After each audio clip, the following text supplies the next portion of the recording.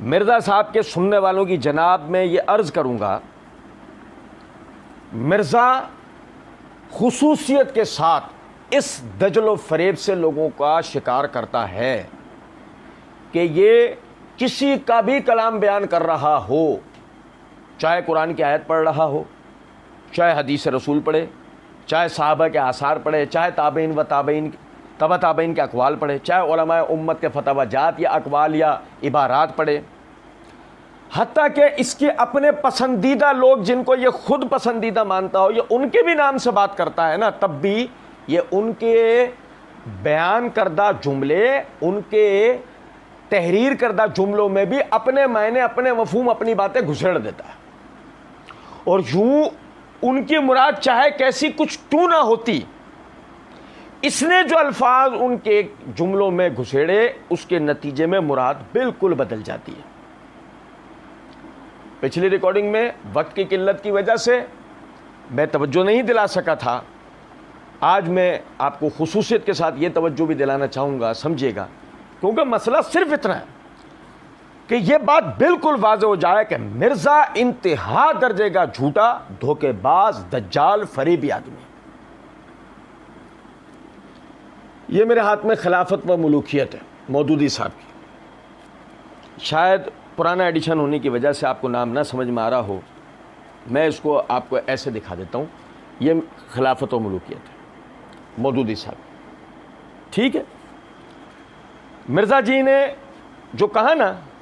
کہ میں نے پوری خلافت ملوکیت میں نا 2 جملے انڈر لائن کیے ہیں، تو وہ 2 انڈر لائن کیے ہوئے جملے میں آپ بھائیوں کو سنانا چاہوں گا کہ جس سے بتانا مقصود یہ ہے، ٹھیک ہے کہ مودودی صاحب کچھ بھی کہہ رہے تھے، لیکن مرزا نے مودودی صاحب تک کی نمائندگی غلط کی ہے، اس میں بھی دھوکہ دیا، آپ اندازہ کریں۔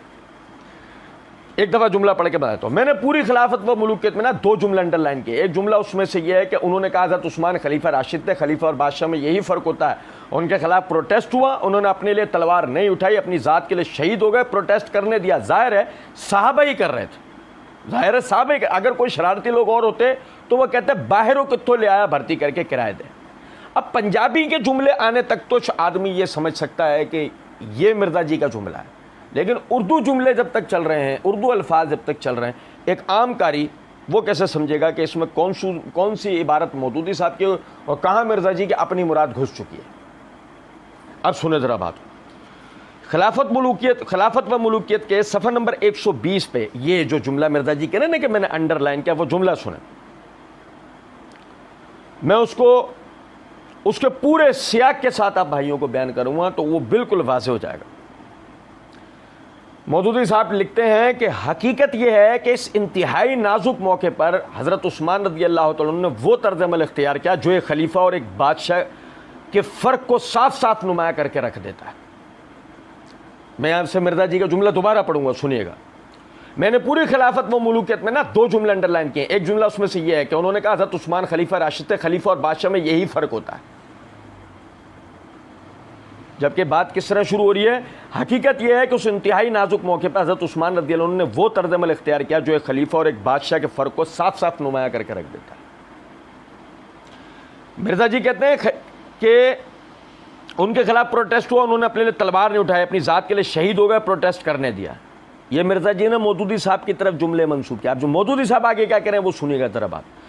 ان کی جگہ کوئی بادشاہ ہوتا تو اپنے اقتدار کو بچانے کے لیے کوئی بازی کھیل جانے میں بھی اسے باک نہ ہوتا، اس کی طرف سے اگر مدینے کی اینٹ سے اینٹ بچ جاتی، انصار و مہاجرین کا قتل عام ہو جاتا، ازواج مطہرات کی توہین ہوتی، مسجد نبوی بھی مسمار ہو جاتی تو وہ کوئی پرواہ نہ کرتا، مگر وہ خلیفہ راشد تھے، انہوں نے سخت سے سخت لمحوں میں بھی اس بات کو ملحوظ رکھا کہ خدا طرز فرما روا اپنے اقتدار کی حفاظت کے لیے کہاں تک جا سکتا ہے اور کس حد پر پہنچ کر اسے رک جانا چاہیے۔ وہ اپنی جان دے دینے کو اس سے ہلکی چیز سمجھتے تھے کہ ان کی بدولت وہ حرمت پامال ہوں جو ایک مسلمان کو ہر چیز سے بڑھ کر عزیز ہونی چاہیے۔ یہاں ایسا کوئی جملہ ہے کہ پروٹیسٹ کرنے والے صحابت، لیکن آپ اندازہ کریں کہ مرزا جی نے اس جملے کو کیسے بیان کیا ہے۔ एक जुमला उसमें से ये है कि उन्होंने कहा हज़रत उस्मान खलीफा राशिद थे, खलीफा और बादशाह में यही फ़र्क होता है, उनके खिलाफ प्रोटेस्ट हुआ, उन्होंने अपने लिए तलवार नहीं उठाई, अपनी ज़ात के लिए शहीद हो गए, प्रोटेस्ट करने दिया। ज़ाहिर है साहबा ही कर रहे थे, अगर कोई शरारती लोग और होते तो वो कहता बाहरों कित्थों ले आया भर्ती करके किराए दे। ज़ाहिर है साहबा ही कर रहे थे। ये अल्फाज किसके हैं? मिर्ज़ा जी के, ये मौदूदी साहब के अल्फाज नहीं है। ठीक, अच्छा, फिर मिर्ज़ा जी कहते हैं दूसरा जुमला जो मैंने उनके अंडरलाइन किया वो ये है कि अगर हज़रत मुआविया बिन अबी सुफियान रज़ी अल्लाह तआला अन्हु की गलतियों को हम गलती नहीं कहेंगे तो हम हक और बातिल, गलत और सही के मेयार को ख़तरे में डाल देंगे। इतने सॉफ्ट अल्फाज इस्तेमाल किए उन्होंने।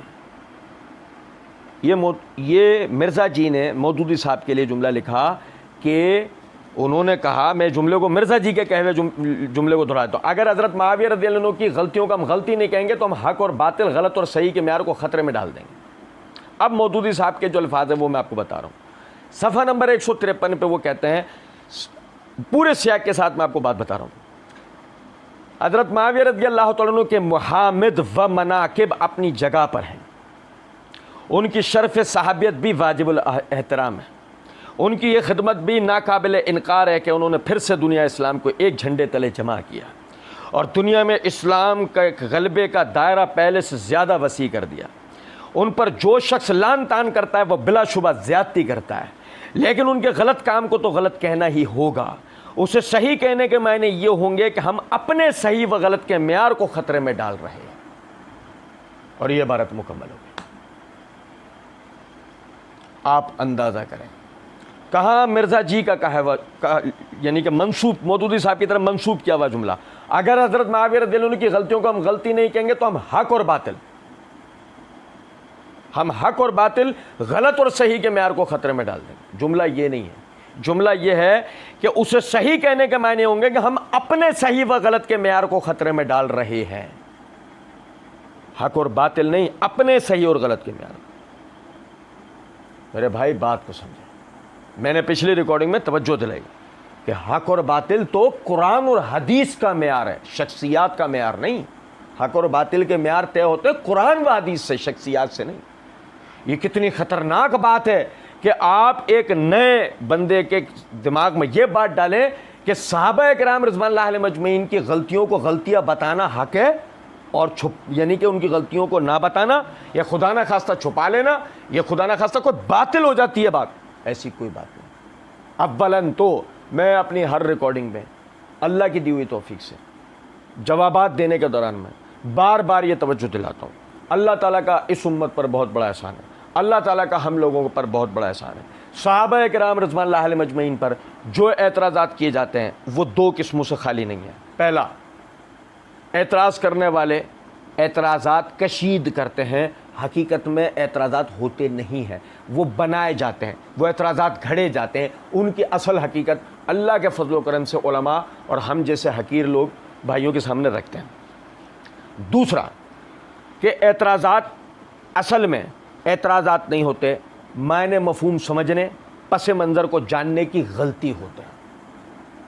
वो बात उस तरह नहीं होती है जिस तरह आपने सुन ली होती है। वज़ाहत देने वाले उलमा कराम जब तारीख़ी हवालाजात, कुरान और हदीस के दीगर सबूत व कराइन व शवाहिद को सामने रख के जब उसके जवाबात देते हैं, अल्लाह के फजल व करम से वो बिल्कुल निखर के बात आज सामने आ जाती है कि सहाबा की तरफ इस तरह भी गलती का इंतसाब करना हमारी गलती था, उनकी नहीं। मैं फिर दोहरा दूँ, आज भी सहाबा मासूम अनिल ख़ता नहीं है, लेकिन इसका कतई ये मतलब नहीं है आप अपनी तरफ से गलतियाँ घड़ के लाओ, सहाबा किराम रिज़वानुल्लाह अलैहिम अजमईन पर डालो और हमें कहो कि तस्लीम कर लो। सवाल नहीं पैदा हो सकता। गलत और सही के मेयार से आपकी कही हुई बातों को गुजरना पड़ेगा। आपकी कही हुई बातों को अगर हम तहकीक नहीं करेंगे तो हम गलत और सही के मेयार को ख़तरे में डाल दें।